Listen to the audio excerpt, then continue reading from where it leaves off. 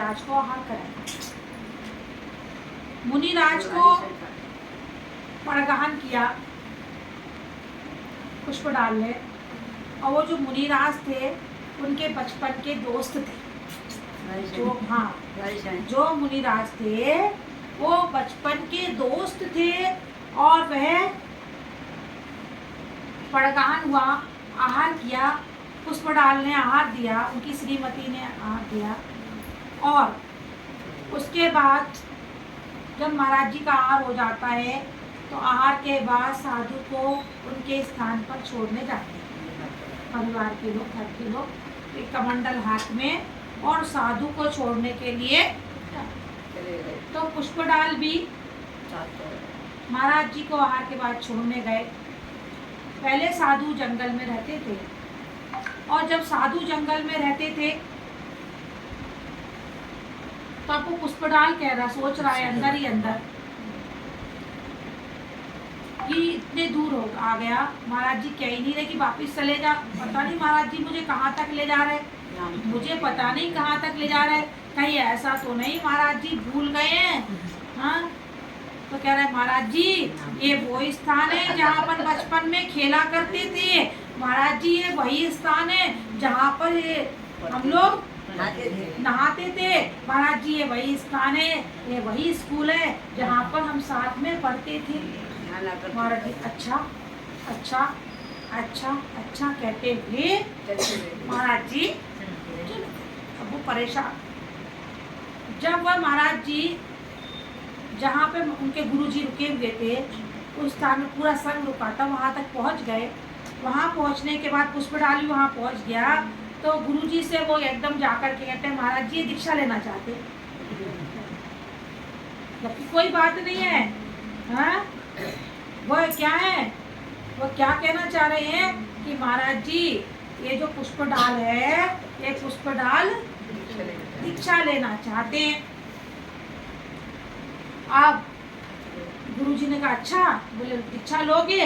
अब मान लो मैंने पूछ लिया, किसी ने कहा महाराज दीक्षा लेना चाहते, तो कोई कह देगा महाराज जी कौन दीक्षा दे रहे हैं, हाँ महाराज जी दे दो, दीक्षा लोगे तो दे दो महाराज।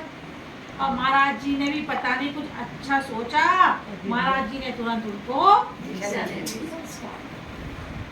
अब वो कुछ कह नहीं पा रहा, दीक्षा ले ली। लेकिन मोह किसका, जो उसकी शादी हुई थी, वो क्या सोच रहा है, इधर तो दीक्षा हो रही, इधर सोच रहा है उसका क्या होगा, उसका क्या होगा, उसका क्या होगा। बस दिमाग में एक ही बात लगी। दीक्षा हो गई, घर में श्रीमती इंतजार कर रही, बेचारा यहाँ परेशान, खाना पीना सब हराम हो गया, दिगंबर दीक्षा ले ली।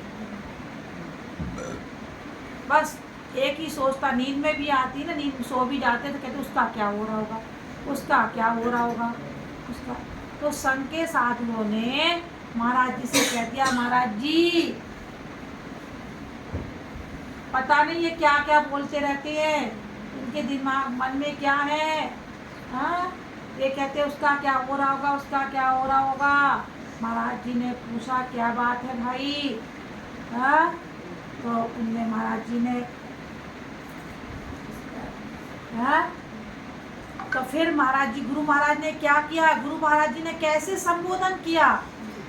हाँ, गुरु महाराज ने अपने घर में खबर भेज दी, अपने घर में, पुष्पडाल के घर में नहीं, अपने घर में खबर भेज दी अपनी माँ के पास कि माँ से कह देना कि मेरे लिए एक सोने का सिंहासन और एक लकड़ी का सिंहासन, 2 सिंहासन राजभवन में विराजमान करवा देना, लगवा देना। और मेरी जो 32 रानियां थी,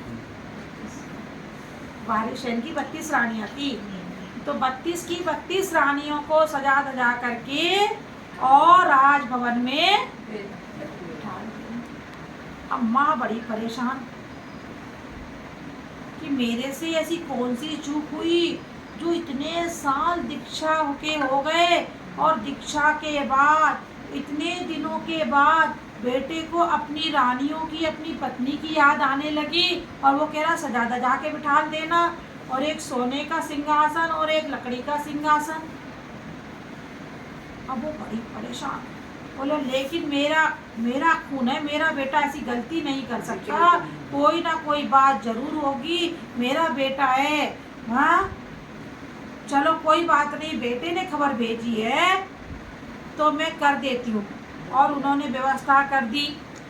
वारिसेन आए और पुष्प डाल आए, राजभवन में आए तो राजभवन में 32 रानियां बिल्कुल एक से एक तैयार सुंदर अप्सरा सी बैठी हुई है। एक तरफ एक सिंहासन लगा, दूसरी तरफ लकड़ी का सिंहासन लगा। वारिसेन जी जाकर के लकड़ी के सिंहासन पर बैठे, और जैसे ही वो लकड़ी के सिंहासन पर बैठे, माँ समझ गई मेरा बेटा विचलित नहीं हुआ।